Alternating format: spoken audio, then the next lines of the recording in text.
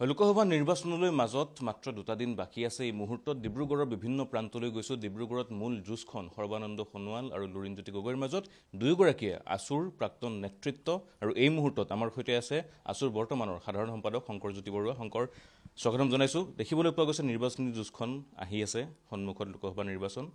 সদৌ অসম ছাত্ৰ সন্থাৰ সাধাৰণ সম্পাদক হিচাপে কি দেখিছে এই নিৰ্বাচনখন, বা কেনে পৰিৱেশ, কোনে কি বিচাৰিছে বা কোনে কিয় ভোট দিব সামগ্ৰিকভাৱে? সাম্প্ৰতিক সময়ত আচলতে মই কেৱল ডিব্ৰুগড় বুলি ক'ব বিচৰা নাই। ডিব্ৰুগড়, লখিমপুৰ, যোৰহাট বা আন অসমৰ বিভিন্ন প্ৰান্তত যিসকল প্ৰাৰ্থী, যিসকল দলে নিৰ্বাচনী প্ৰচাৰ কৰি আছে, তেখেতসকলৰ ইস্তাহাৰবিলাক আমি দেখিবলৈ পাইছোঁ যে ইস্তাহাৰত বহুত ডাঙৰ ডাঙৰ কথা তেখেতসকলে উল্লেখ কৰিছে। কিন্তু নিৰ্বাচনী প্ৰচাৰ কৰিবলৈ যাওঁতে মূল যিসমূহ বিষয়, সেই বিষয়সমূহৰ পৰা কিন্তু ফালৰি কাটি আছে। আজি সংস্থাপনৰ কথা বতৰাবিলাকৰ পৰা ফালৰি কাটি আছে, মূল্যবৃদ্ধিৰ কথা বতৰাবিলাকৰ পৰা ফালৰি কাটি আছে। কাৰ সন্দৰ্ভত মুখ্যমন্ত্ৰীৰ যিবিলাক কথা, সেই কথাবিলাক আচলতে এতিয়া প্ৰলাপ হ'বলৈ আৰম্ভ কৰিছে। এইবিলাক শুদ্ধ কথা কৈ নহয়, মিথ্যাচাৰৰ আশ্ৰয় লৈ পেলাই তেখেতসকলে এই নিৰ্বাচনী বতৰত মিছা প্ৰতিশ্ৰুতিৰ চিৎকাৰ লৈ পেলাই গোটেই নিৰ্বাচনত অৱতীৰ্ণ হৈছে। আৰু মূল বিষয়ৰ পৰা ফালৰি কাটি টুলুঙা বিষয়সমূহক লৈ সকলো প্ৰাৰ্থী, সকলো দলে এতিয়া নিৰ্বাচনত অৱতীৰ্ণ হোৱাটো আটাইতকৈ দুৰ্ভাগ্যজনক কথা। আজি দৈনিক অসম বাতৰি কাকতত প্ৰকাশ পাইছে যে কাৰ সন্দৰ্ভত এটা ব্যক্তিগত সংস্থাই তেখেতসকলে আবেদন কৰিছিল যে RTI দাখিল কৰিছিল কিমান লোকে কাৰ জৰিয়তে নাগৰিকত্ব লাভ কৰিলে। তাৰ উত্তৰত গৃহ মন্ত্ৰালয়লৈ ক'লে যে কাৰ জৰিয়তে যিমানক নাগৰিকত্ব দিয়া হৈছে তাৰ তথ্য মজুত ৰখাৰ কোনো ব্যৱস্থা নাই, বা তাৰ কাৰণে অতিৰিক্ত জনসম্পৰ্কীয় বিষয়াৰ তেখেতসকলে নিয়োগ কৰা নাই। তাৰপিছত অসমৰ মুখ্যমন্ত্ৰীগৰাকীয়ে যে দম্ভালি মাৰি আছে বিভিন্ন সংবাদ মেলত, নিৰ্বাচনী বিভিন্ন সভাত যে তেখেতে দম্ভালি মাৰি আছে, কাৰ জৰিয়তে কেৱল এজন লোকে আবেদন কৰিছে, সেই তথ্যৰ আধাৰটো কি আজি আমি প্ৰশ্ন কৰিব বিচাৰিছোঁ তেখেতে ক'ত কি তথ্যৰ আধাৰত তেখেতে ক'লে যে কেৱল এজন লোকে কাৰ জৰিয়তে আবেদন কৰিছে, সেই কথাটো তেখেতে ৰাজহুৱা কৰক, অন্যথা তেখেতে কোৱা কথাটো মিছা বুলি তেখেতে প্ৰমাণ কৰি দিয়ক। কাৰ জৰিয়তে যদি নাগৰিকত্ব লোৱাৰ তথ্য ৰখাৰ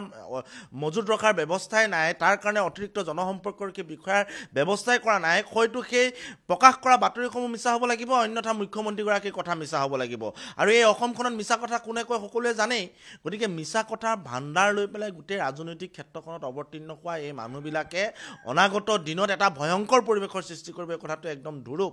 আৰু আটাইতকৈ ডাঙৰ কথা, উন্নয়নৰ বন্যাৰ কথা কৈ থাকে, অসম উন্নয়নৰ কথা আগবাঢ়ি যাব কৈ থাকে, বিকশিত অসমৰ কথা কয়। আটাইতকৈ লজ্জাজনক কথা, 3,30,00,000 মানুহ থকা এই অসমখনত এতিয়া 90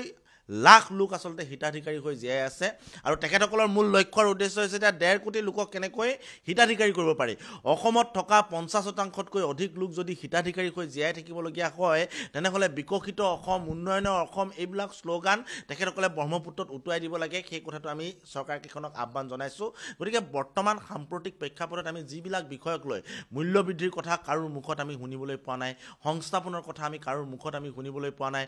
আন যিবিলাক উন্নয়ন, ফ্লাইঅভাৰ বনোৱা, ৰাস্তা ঘাটকেইটা বনোৱা, সেইবিলাক উন্নয়নত নপৰে। সেইবিলাক চৰকাৰৰ নিত্য নৈমিত্তিক কৰ্তব্য হয়। উন্নয়ন বুলি ক'লে আমি কি বুজিম, উন্নয়ন বুলি ক'লে কি হ'ব, কোনবিলাক বিষয়ক লৈ আগবাঢ়ি যাম, আমাৰ ভিজন ডকুমেণ্ট কি, কিমান বছৰলৈকে আমি অসমখনত আগবঢ়াই লৈ যাবৰ কাৰণে ভিজন ডকুমেণ্ট তৈয়াৰ কৰিছোঁ, এই কথা বতৰাবিলাকৰ কোনো উল্লেখে নাই। অৰ্থনৈতিকভাৱে শক্তিশালী কৰিবৰ কাৰণে, অৰ্থনৈতিক কাঠামোটো শক্তিশালী কৰিবৰ কাৰণে হিতাধিকাৰীয়ে যথেষ্ট নহয়। হিতাধিকাৰীয়ে অৰ্থনৈতিক কাঠামোটো ভাঙি চুৰমাৰ কৰি আহিছে। গতিকে অৰ্থনৈতিক কাঠামোটো গঢ়িবৰ কাৰণে মূল আধাৰ কি, ভিজন ডকুমেণ্ট কি, এইবিলাকতো কোনো দলেই বা কোনো ৰাজনৈতিক নেতাই, কোনো প্ৰাৰ্থীয়ে আজিলৈকে অৱতীৰ্ণ কৰিব পৰা নাই। গতিকে এই নিৰ্বাচনত আমি ছাত্ৰ সন্থা সঁচাকৈ হতাশ হৈছোঁ। কেৱল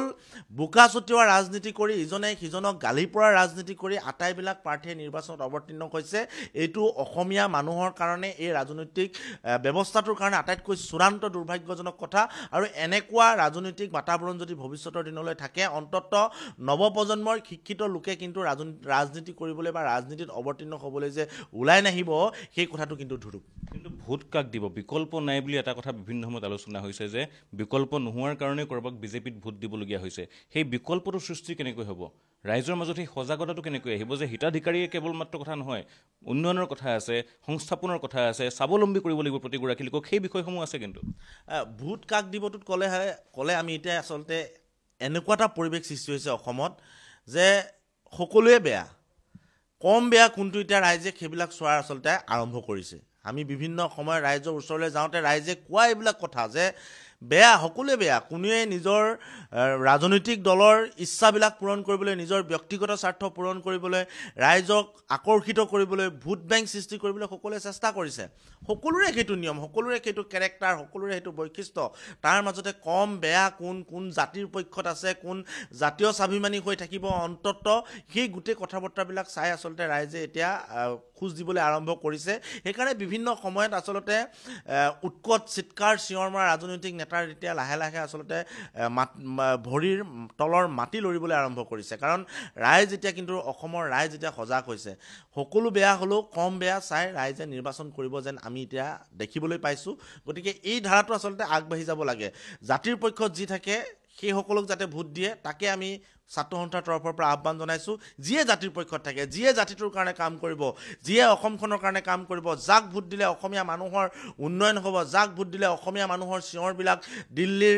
মজিয়াত আচলতে সবলভাৱে উত্থাপিত হ'ব সেই কথা বতৰাবিলাক চাই চিতি অসমৰ ৰাইজে ভোট দিবলৈ সিদ্ধান্ত গ্ৰহণ কৰা উচিত এনেকুৱা এজন প্ৰাৰ্থী আমি নিৰ্বাচিত কৰি পঠিয়াব লাগে সকলো সমষ্টিতে যিয়ে অসমীয়া মানুহৰ কণ্ঠ অসমীয়া মানুহৰ চিঞৰ অসমীয়া মানুহৰ হৃদ স্পন্দন মগজুত থকা কথা বতৰাবিলাক দিল্লীৰ ওচৰত গৈ চিঞৰি টেবুল ঢকিয়াই যাতে তাত কৈ আহিব পাৰে তেনেকুৱা নেতা সকলোৱে পঠিওৱাৰ ব্যৱস্থা কৰিব লাগে ৰাজনৈতিক দলৰ আদৰ্শ ৰাজনৈতিক কথা বতৰা সেইবিলাক পৰীক্ষাৰ কৰিব লাগে কেৱল দিল্লীৰ ওচৰত চিঞৰ কৰি নিজৰ ৰাজনৈতিক অধিকাৰ নিজৰ প্ৰাপ্য যি আজৰি আনিব পাৰে তেনেকুৱা প্ৰাৰ্থী নিৰ্বাচন কৰি তেখেতসকলৰ পক্ষত ভোট দিবৰ কাৰণে আমি আহ্বান জনাইছোঁ আমি দেখিছোঁ আজিৰ তাৰিখত একাংশ নেতা সৰহসংখ্যক নেতাৰ কথাই যদি কওঁ দিল্লীৰ সন্মুখত আঁঠুলোৱাহে স্বভাৱ তেওঁলোকৰ সেইটোৱে আটাইতকৈ অসমীয়া জাতিটোৰ কাৰণে দুৰ্ভাগ্যজনক কথা অসমীয়া জাতিটোৰ কাৰণে আটাইতকৈ দুৰ্ভাগ্যজনক কথা হৈছে যে বিভিন্ন সময়ত নেতাৰ ভাষাৰ জ্ঞান বিভিন্ন সময়ত নেতাৰ দিল্লীত গৈ পেলাই নিজৰ কণ্ঠস্বৰ চিঞৰি ক'বলগীয়া কথাসমূহৰ ওপৰত তেখেতসকলৰ অভাৱ এই গোটেই কথা বতৰাবিলাকে আচলতে আমাক হতাশ কৰি তুলিছে আৰু আমি সেইকাৰণে কৈছোঁ যে দল বা আন বিষয়বিলাক আমি বাদ দি অন্তত দিল্লীৰ ওচৰত নিজৰ মন মগজুৰ পৰা অসমীয়া মানুহৰ অধিকাৰ অসমীয়া মানুহৰ স্বাভিমান অসমীয়া মানুহৰ কণ্ঠ সংসদত টেবুল ঢকিয়াই অধিকাৰসমূহ আজৰি আনিব নোৱাৰিলেও অন্তত কণ্ঠস্বৰ নিগৰাব পৰা এজন ব্যক্তি বা কণ্ঠস্বৰ নিগৰাব পৰা প্ৰাৰ্থী তেওঁ যিয়ে দলৰ নহওক তেনেকুৱা প্ৰাৰ্থীক নিৰ্বাচন কৰি পঠিয়াটো প্ৰত্যেক সমষ্টিবাসী ৰাইজৰ ভোটাৰৰ আচলতে এতিয়া দায়িত্ব শেষৰটো প্ৰশ্ন সুধিম যিহেতু ডিব্ৰুগড় সমষ্টি আপোনাৰ গৃহ সমষ্টি দুগৰাকীকৈ প্ৰাৰ্থী এগৰাকী আছুৰ প্ৰাক্তন সভাপতি এগৰাকী আছুৰ প্ৰাক্তন সাধাৰণ সম্পাদক আছুৰ মজিয়াৰ পৰা গৈ ৰাজনীতিত তেওঁলোকে ভৰি দিলে এজনে বিজেপি এজনে অসম জাতীয় পৰিষদ যুঁজখন কেনে হ'ব বা আছুৰ এজন কৰ্মী হিচাপে কি দেখিছে তেওঁলোক কিমান দূৰ সফল হৈছে ৰাইজৰ সেই কথাসমূহ লৈ যোৱাত আচলতে গোটেই অসমৰ সকলো ক্ষেত্ৰতে আচলতে গোটেই বিষয়সমূহ একেই হৈছে যে প্ৰতিটো সমষ্টিতে আমি যিমানবিলাক প্ৰাৰ্থী দেখিবলৈ পাইছোঁ সকলোৱে প্ৰাৰ্থীয়ে নিজৰ কিছুমান দলৰ কথা বতৰা লৈ নিজৰ ব্যক্তিগত কথা বতৰাবিলাক লৈ পেলাই সকলোৱে আগবাঢ়ি গৈছে আৰু ডিব্ৰুগড় যিটো আচলতে লোকসভা সমষ্টিটোত এইবাৰ দুয়োগৰাকী ছাত্ৰ সন্থাৰ প্ৰাক্তন কৰ্মকৰ্তা আমি সকলোৱে জানিবলৈ পাইছোঁ আৰু দুয়োগৰাকীয়ে নিজা আচলতে আদৰ্শ আছে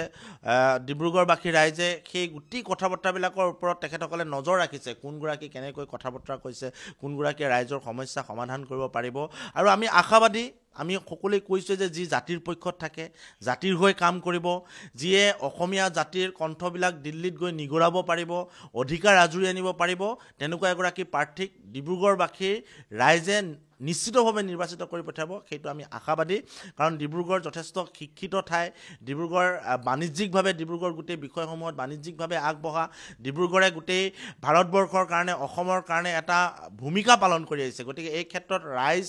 ভোটাৰ যথেষ্ট সচেতন ভোটাৰে নিশ্চিতভাৱে জাতিৰ পক্ষত থকা মানুহক জাতিৰ হৈ চিঞৰ দিয়া মানুহক জাতিৰ কাৰণে কাম কৰা মানুহক যিয়ে দিল্লীৰ ওচৰত আচলতে নিজৰ মৰ্যাদা আছে দিল্লীক নিজৰ